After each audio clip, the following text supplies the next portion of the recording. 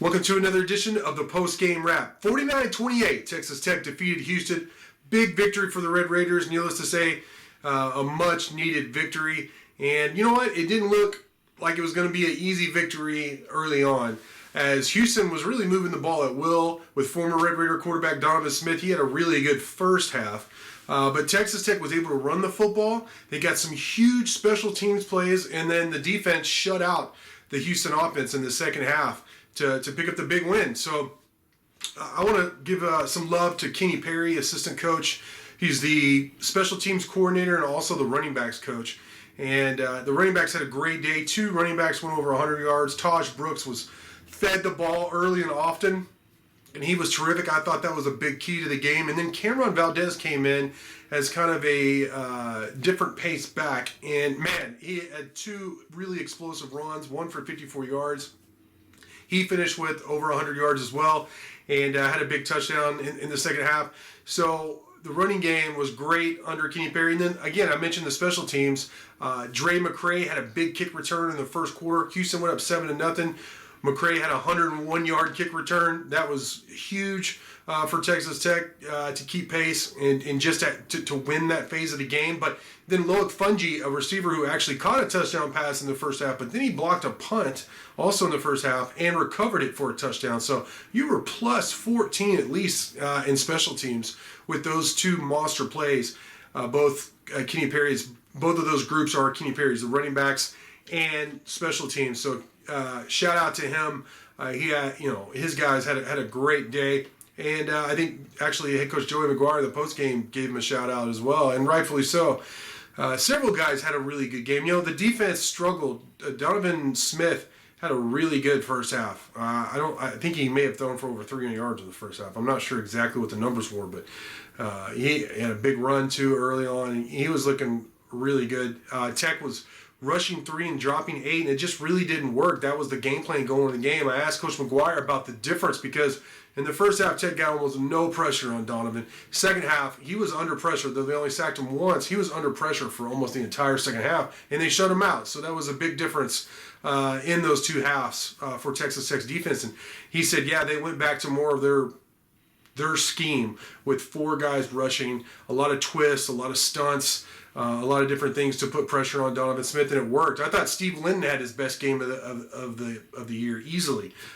Really, just that second half, he actually applied consistent pressure, drew a couple of holding flags on Houston, and looked like the guy I think a lot of us were expecting going into the season. So that was really good to see.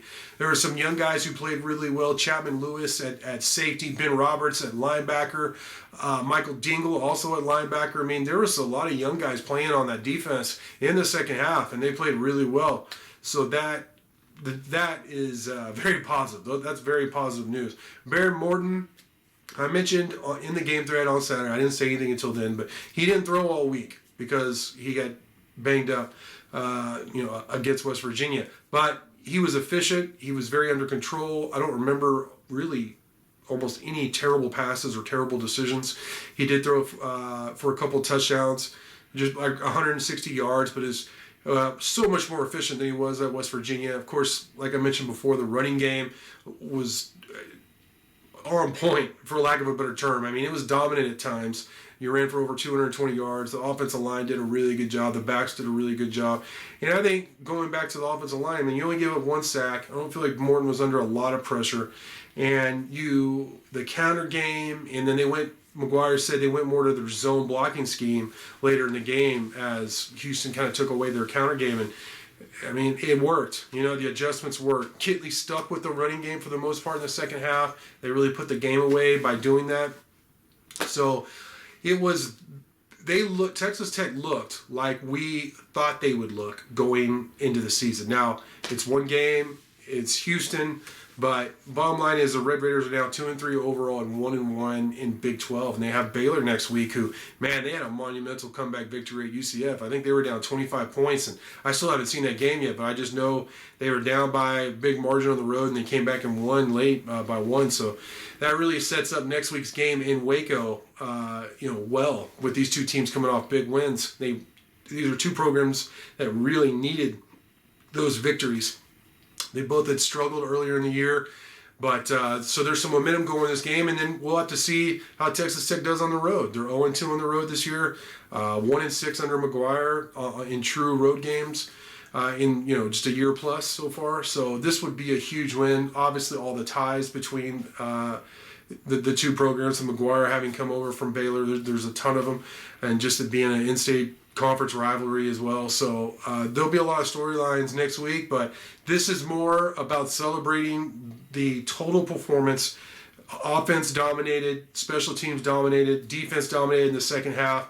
Big victory for Texas Tech. Like I said, much needed victory. That's what McGuire said when he came in. It's like, well, man, we really needed this. And he's right. Texas Tech really did need that victory, and they got it.